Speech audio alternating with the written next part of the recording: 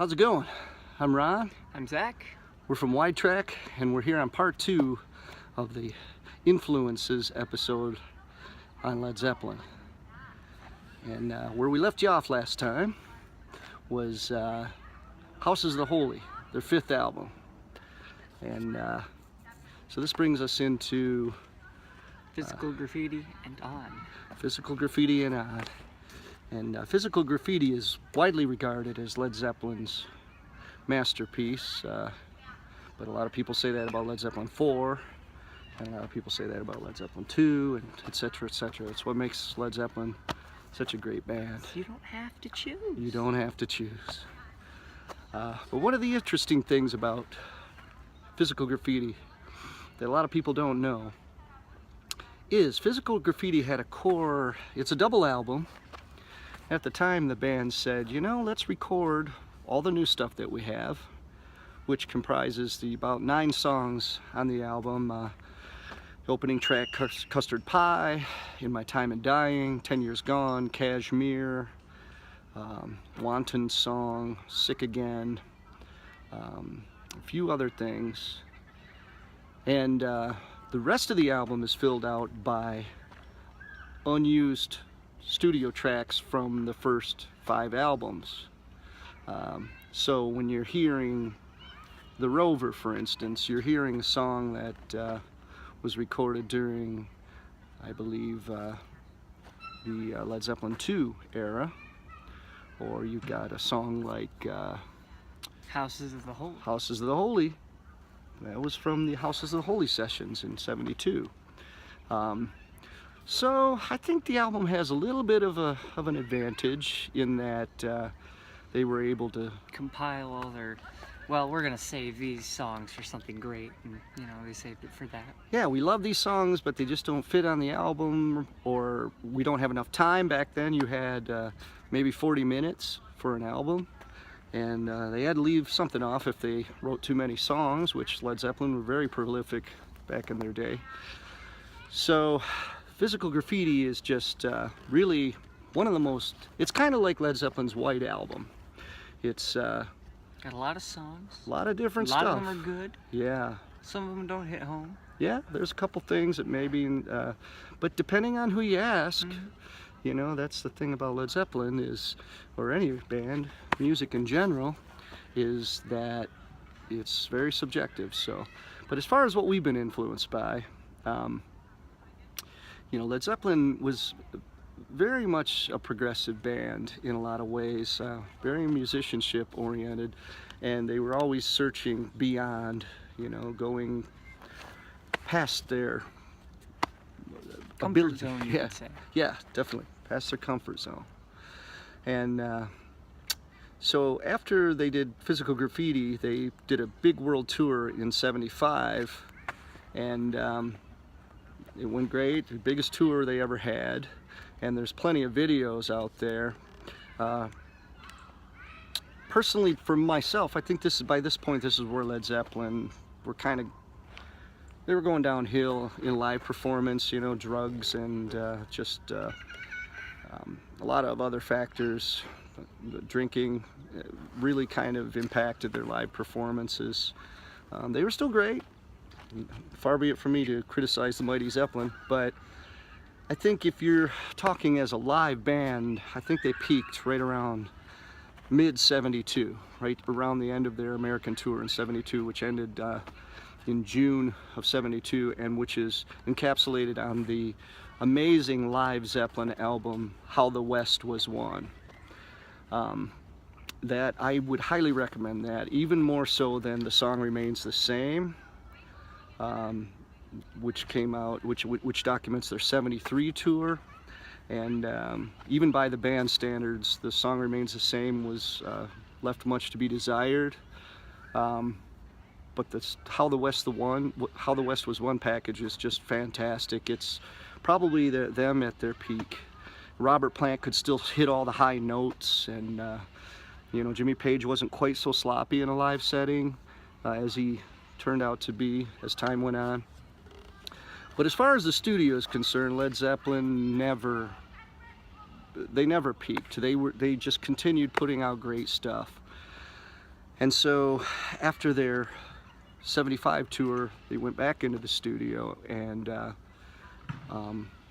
Robert Plant, I think before they went back into the studio, they were going to do another tour, but Robert Plant and his wife had a really bad car accident, and it was uncertain whether he was going to walk again. He had really messed up his leg. And so they went in to write another album, and that album is Presence.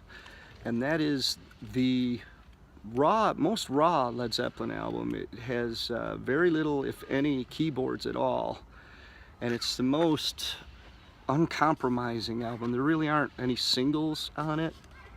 And I believe that that album opens with Zach's personal favorite Zeppelin track. One oh. I don't have to choose. You don't have to choose. But that's Achilles' Last Stand. And that's an epic song, if ever. My good gracious, it's good. Yeah, it's very epic. So you could hear throughout the album, there's certain references to Robert Plant's injury, and certainly in the closing track, T for One, which is one of their best blues numbers in my opinion. Robert Plant's really channeling the sorrow that he was feeling at the time about not knowing if he would walk again, and so then they went on their after that album, they went on a tour in '77, and it was a really successful tour. I have a friend that was there. Unfortunately, I was a little too young, never got to see Led Zeppelin. This was to be Led Zeppelin's last appearance in the States on their '77 tour. And right from the outset, by all accounts in the band and their crew, there was just something not right. There were a lot of bad vibes on that tour. Some good performances, but the frayed ends of tightness were starting to show. And while they were on that tour, Robert Plant's son, who I believe was only 6 years old at the time, he caught a virus and died. And so this just rocked Robert Plant's world, and he went back to England, and it was uncertain if the band was going to continue. They finally regrouped in '78 and began working on what was to be their final album, In Through the Outdoor. And we just gave that a listen today. Zach's got some good memories of being young, and I would play him Hot Dog, which is a song Led Zeppelin gets a lot of flack for. Their kind of tongue-in-cheek country song. I thought it was pretty good. Yeah, it's not that bad of a song. That's the thing. They Zeppelin like to have fun. They could be super serious, but they also knew how to not take themselves too seriously. What were your thoughts on Houses of the Holy? I'm sorry, I keep saying Houses of the Holy. In Through the Outdoor. There's only one thing going on in the man's mind. Led Zeppelin, the greatest album of all time. Houses of the Holy. I do love that album. Houses of the Holy. Album. I love them all though. They're all amazing.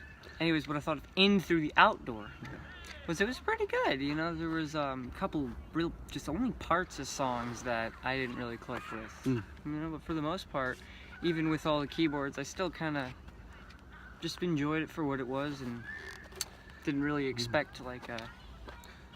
Yeah, it's real interesting. During that period, Jimmy Page was kind of, I don't know if he was going through his heroin period or whatever, but John Paul Jones and Robert Plant were really the workhorses of that time period, and so they would get together, and that's why you hear a lot of the more keyboard synthesizer-oriented songs like In the Evening and... That one that starts with a C.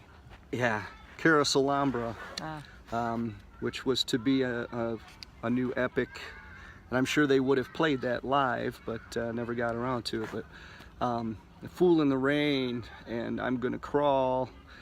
In the Evening. In the Evening.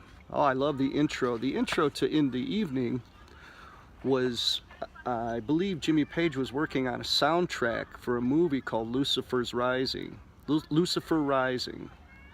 And he came up with that little hurdy-gurdy oriented timpani effect intro that you hear at the beginning of In the Evening, and I guess he ended up using that for the song. But that to me is just genius. There's another example of how Zeppelin just kept coming out with something cool and innovative, and we're just so ahead of everyone else at the time, in my opinion.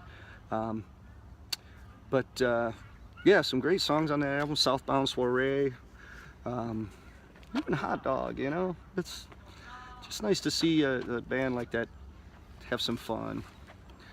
And so Zeppelin went out on tour in Germany for the Houses of the Holy album. They revamped their whole style and their whole set. They kind of stripped away all the long jams, and they just went for a more streamlined approach, and so they, you know, focused more on their hits and packing more songs into a performance rather than just these long solos and everything. And they toured Germany, and things were off to a decent start, but then, as we all know, once they finished that tour, they were rehearsing for the American leg of that tour in 1980, and John Bonham accidentally drank himself to death. And it was a huge loss for the rock world, and the band immediately said, yeah, there's no way we could continue as we were, that this band needs these 4 guys to continue, period. That's non-negotiable. And I really respect them for that decision. Now, years later, they tried reforming, or they did the one-off performance with John Bonham's son in 2007, and it went great, and everybody expected them to continue. But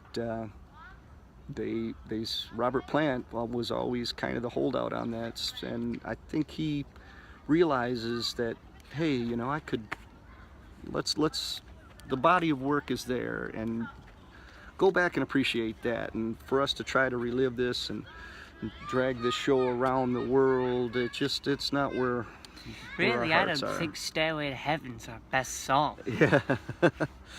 Yeah, they did a great version of Stairway in the 2007 thing, and I thought that, you know, really was that's the thing about Zeppelin, is I think they tried to be contrary to a lot of expectations. I think a lot of people just expected, well, they're never going to do Stairway to Heaven. You know, hey, well, they did do Stairway again, and Jimmy Page actually learned the guitar solo pretty much note for note, so that he could show all of his detractors, yeah, I can play the solos I played on the albums, but I just chose not to, because a lot of time I'm trying to generate new ideas for future things and push myself beyond the envelope. And so, well, that kind of leaves us here with, you know, these 2 episodes are pretty much encapsulate the body of work that Led Zeppelin left behind for us. There's a bit of solo stuff out there, some of it amazing, some of it not so much, and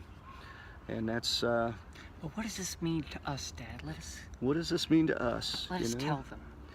I mean, they really were just the most honest band, you know. When they went into the studio, they just wanted to bring out what was inside of them, and all these influences that they were taking in, they wanted to find a place for that, and they weren't limited by an expected genre that they were supposed to be doing.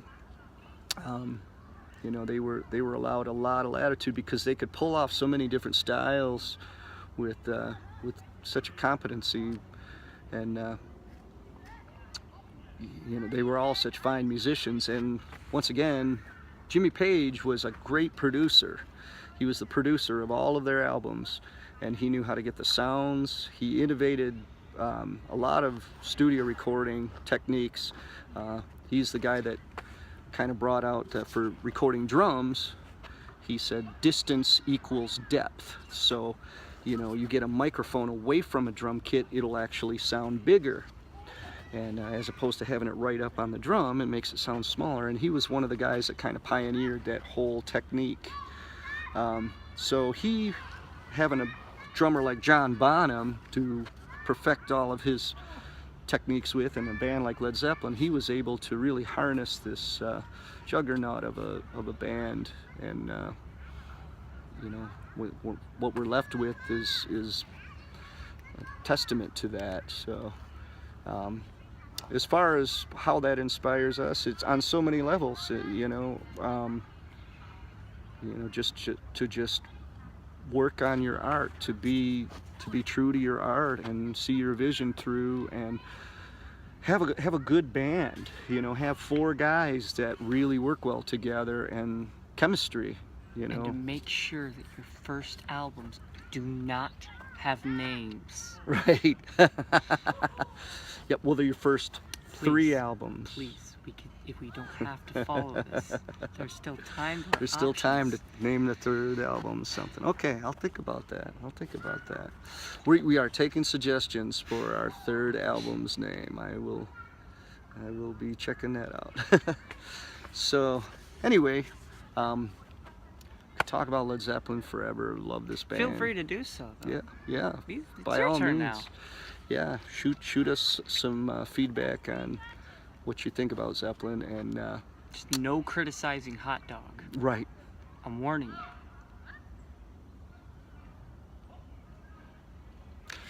Okay, well, we should wrap it up, but we got some cool stuff coming your way soon, and we're hoping, as always, we're hoping to get you some short clips of our new music that we're getting ready to release here before too long. So stay tuned for that, and as always, feel free to drop your feedback below, and till next time, keep on rocking.